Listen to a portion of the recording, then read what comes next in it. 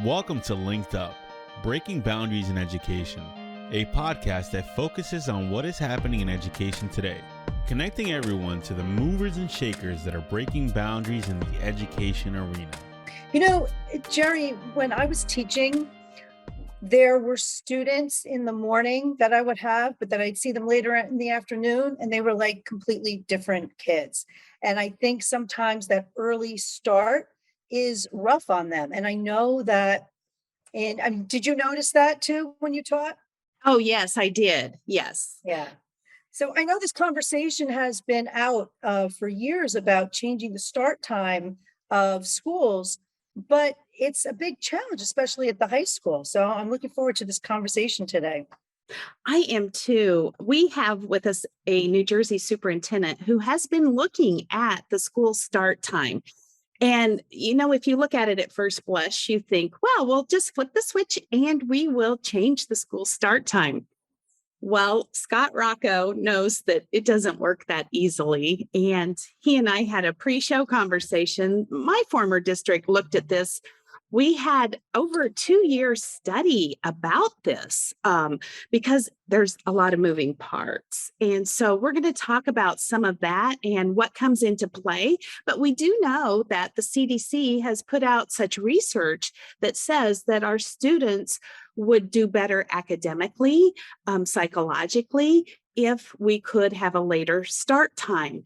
So, Scott Rocco, we welcome you to the LinkedUp podcast, and we're happy to have you here today to talk to us about changing school start times to a later time for our high school students. So welcome to the show. Thank you. Thank you very much, Jerri and Jamie. I appreciate it. And, this is an interesting topic. I don't think anybody disputes that a good night's rest doesn't result in productive people, whether that's students or adults.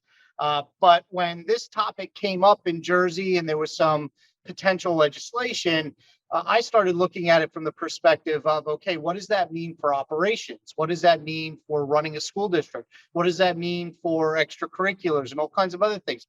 So I'm happy to talk about this. And from a school district perspective, I did write our elected officials to just say, hey, I'm not saying that we're in opposition to this, but why don't you consider a number of factors before this moves forward? And I'd be happy to talk about what we found when we started looking at what that impact would be.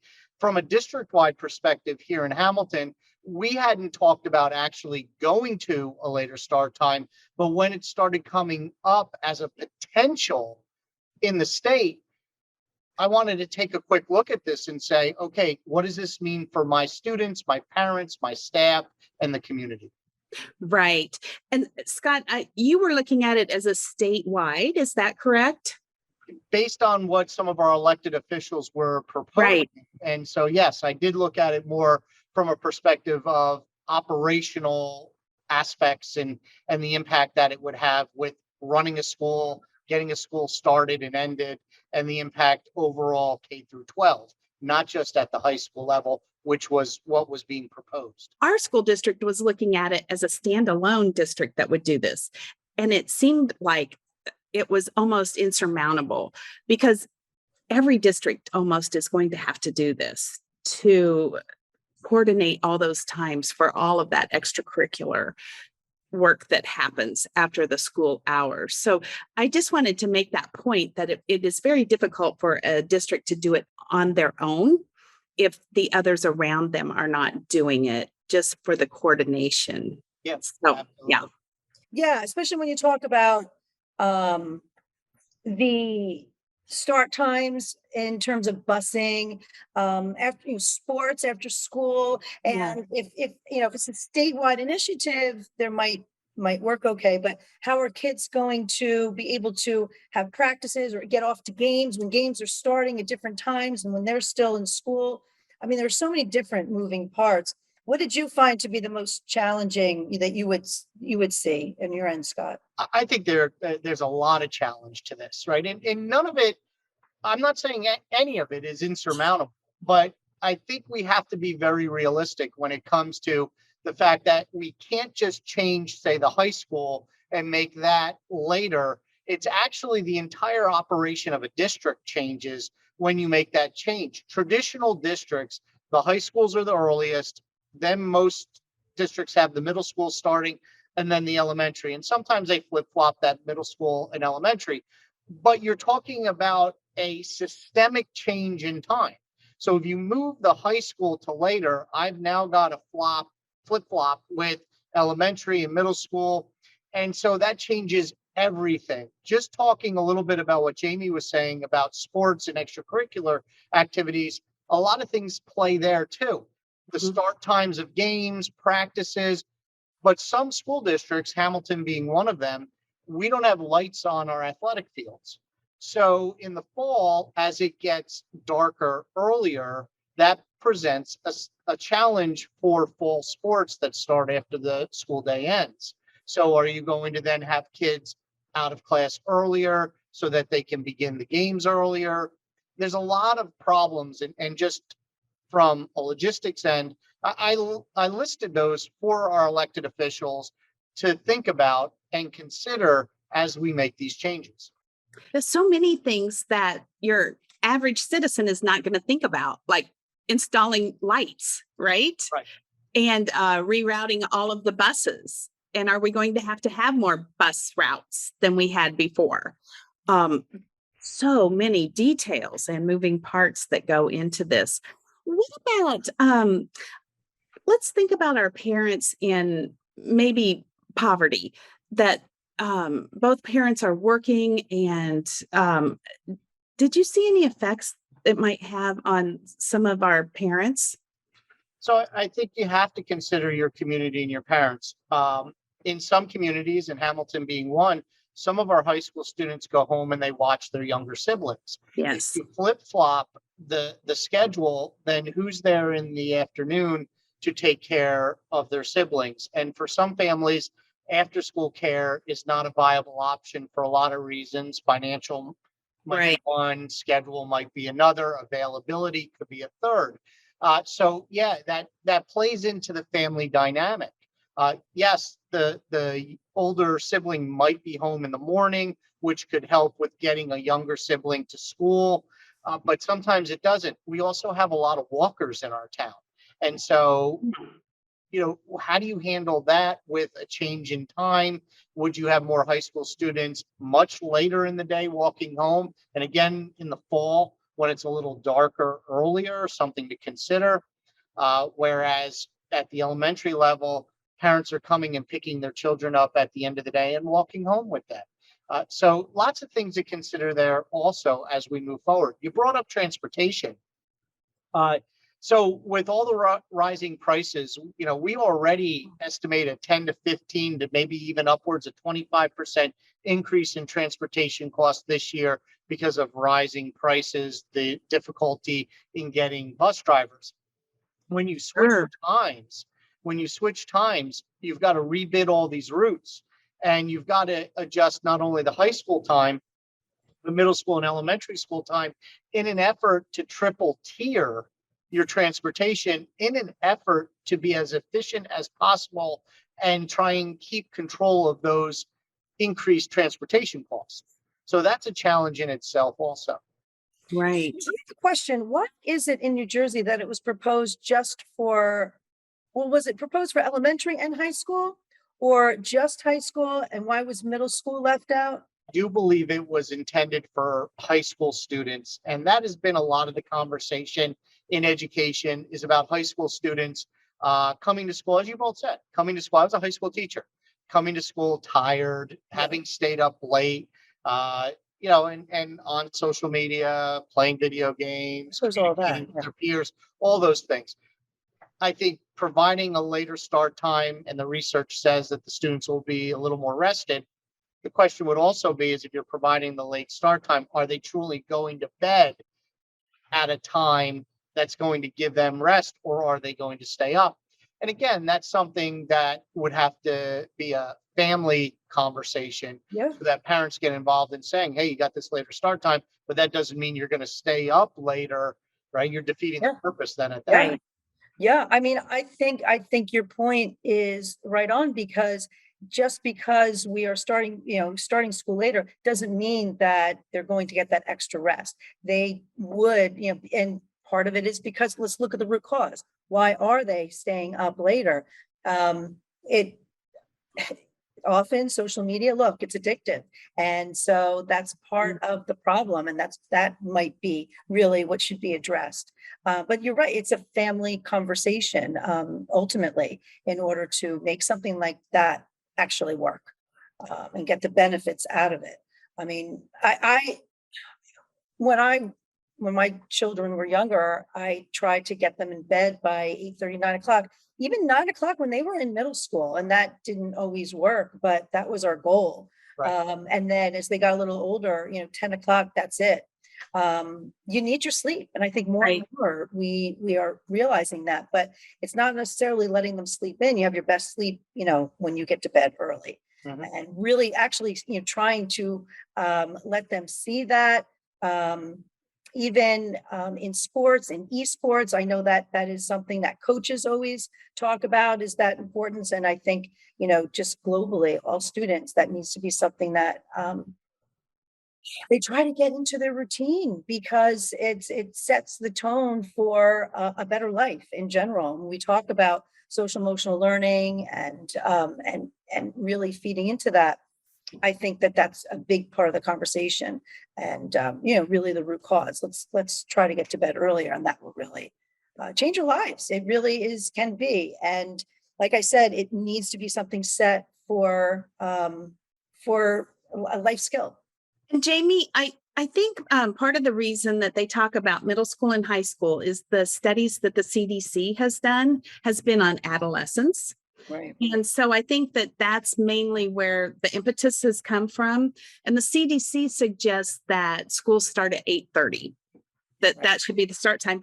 But I was just reading that 93% of high schools and 83% of middle schools in the US start before 8:30. Right. So that's a huge amount of kids that are going to school before 8:30.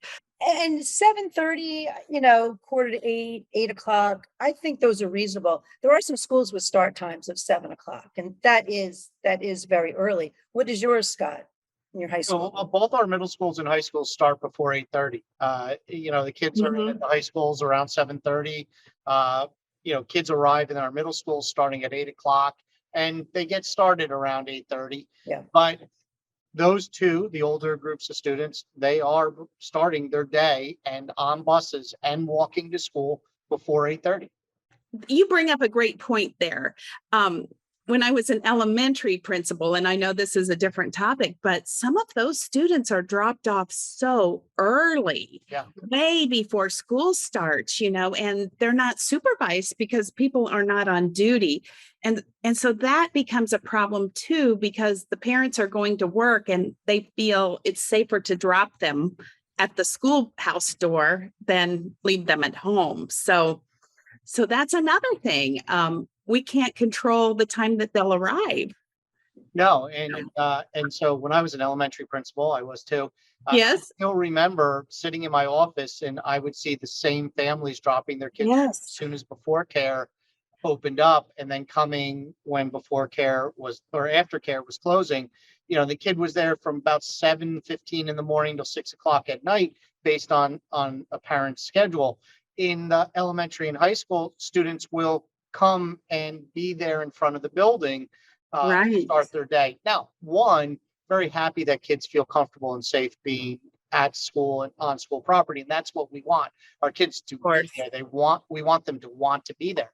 But with changing times, there is an adjustment that happens. And again, reinforcing the fact that I'm not necessarily opposed to this concept, but I think there are a lot of pieces that need to be worked out before wholesale change is made.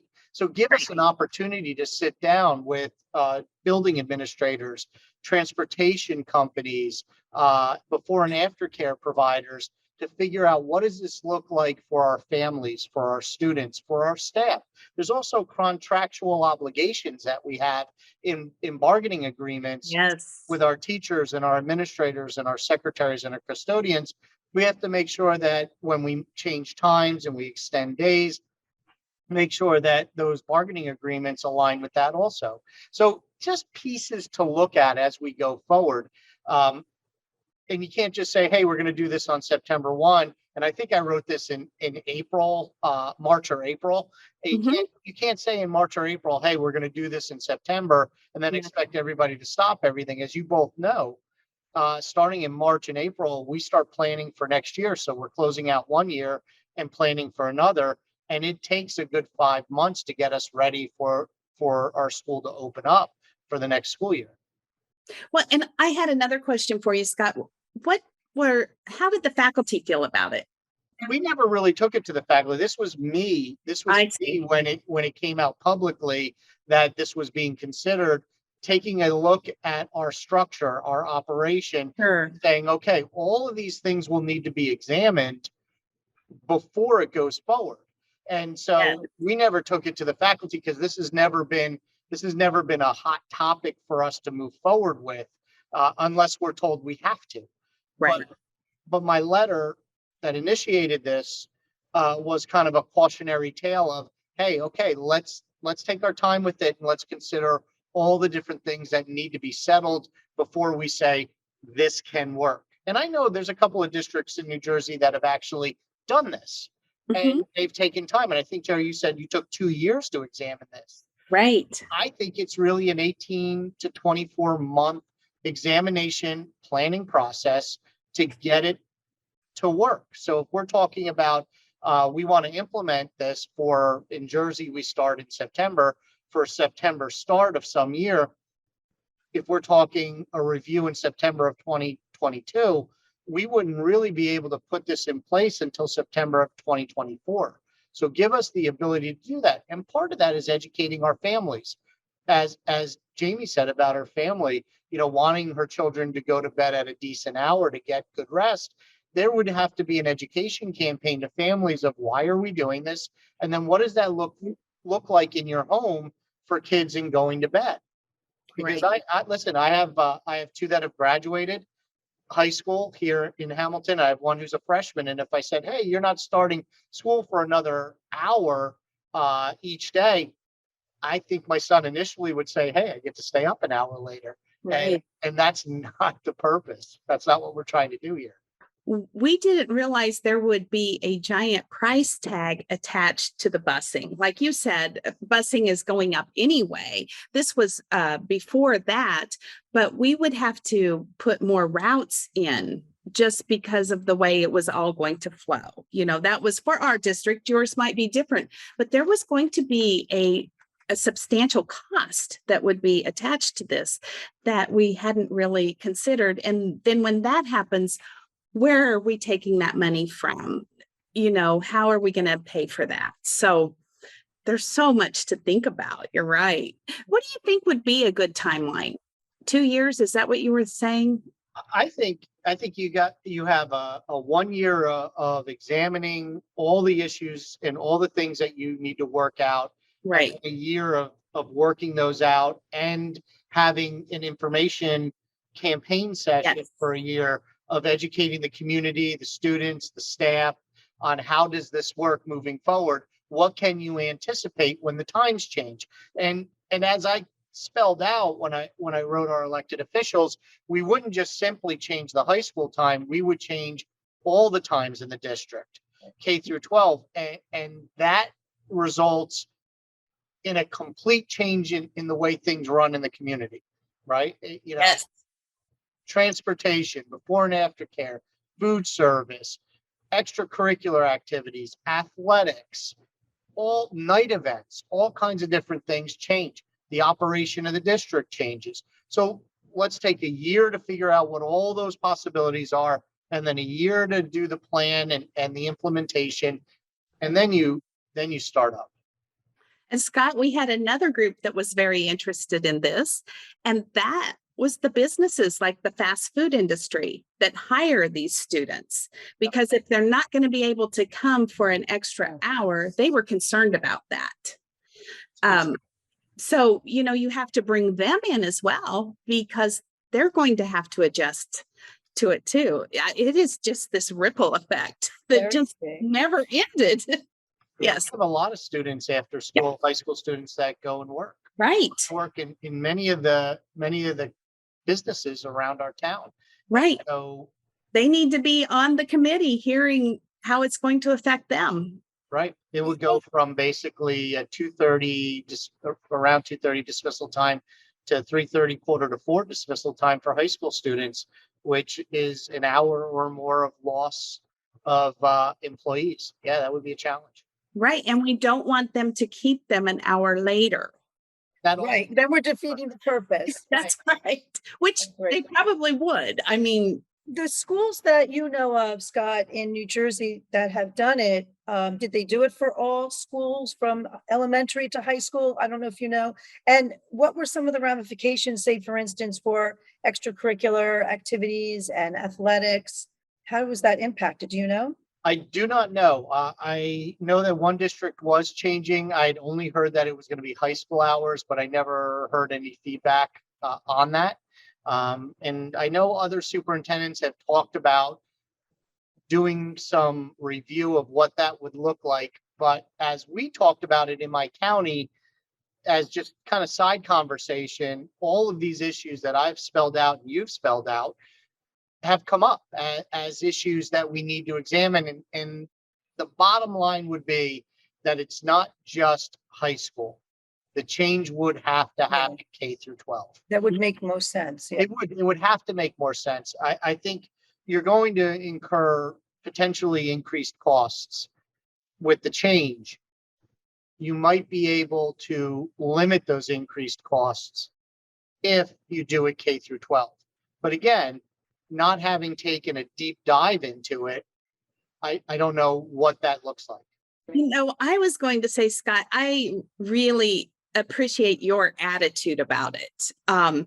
I think that it's nice to see a superintendent that is open to the new ideas, but says, look, here are all of the things that you need to consider. We can't just jump and then say, oh gosh, we didn't know we needed to do all these things.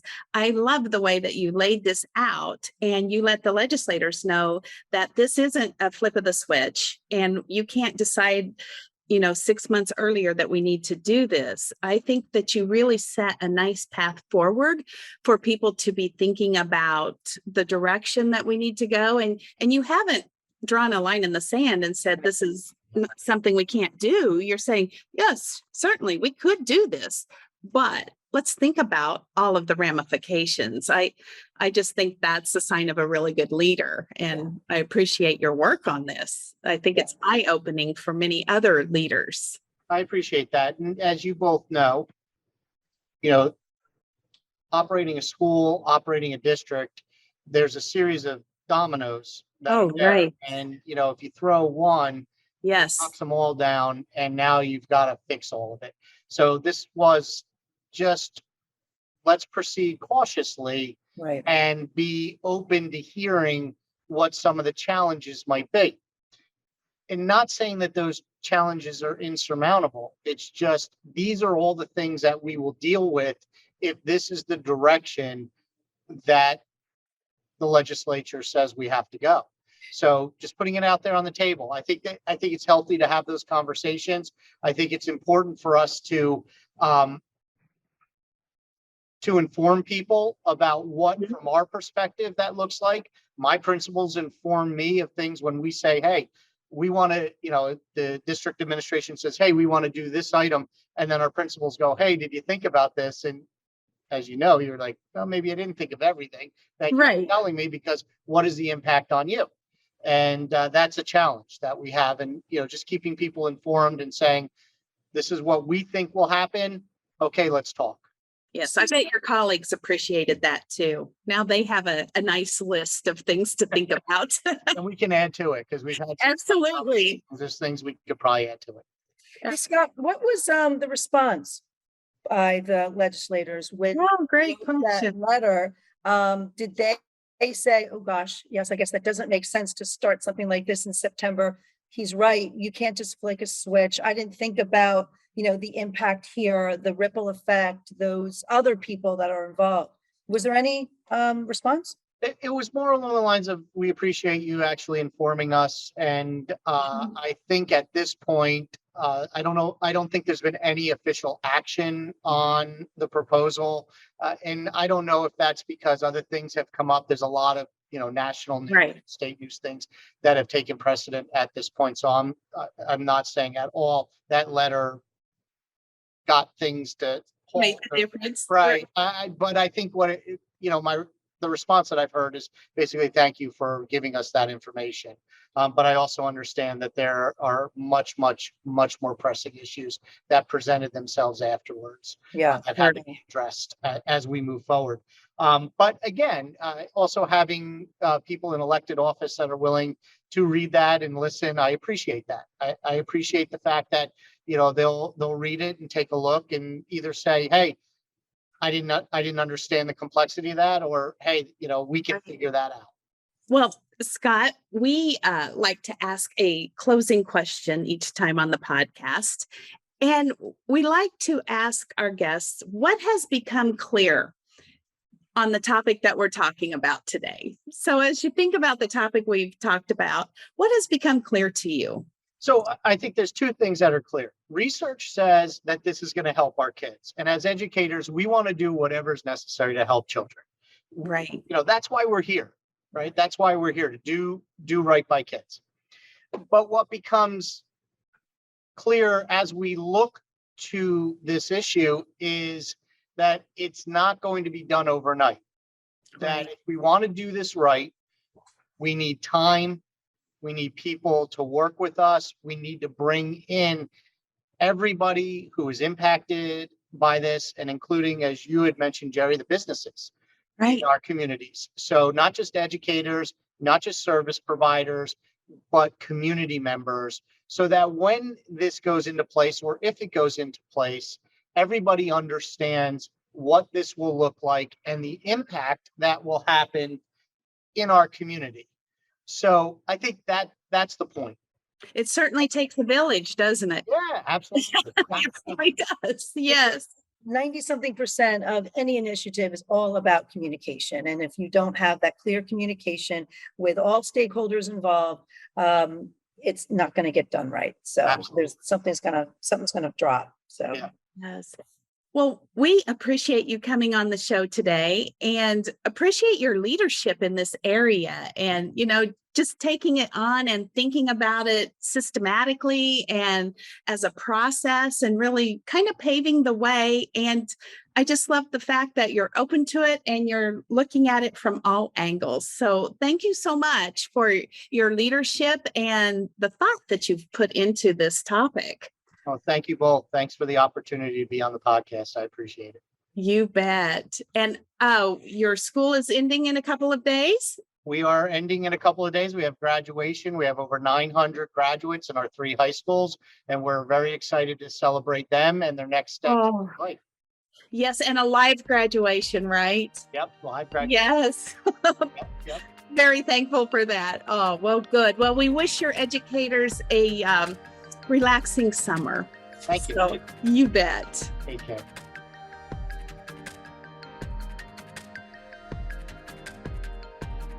Thank you for listening. And if you would like to stay linked up, be sure to follow us on Apple and Spotify and subscribe to us on YouTube.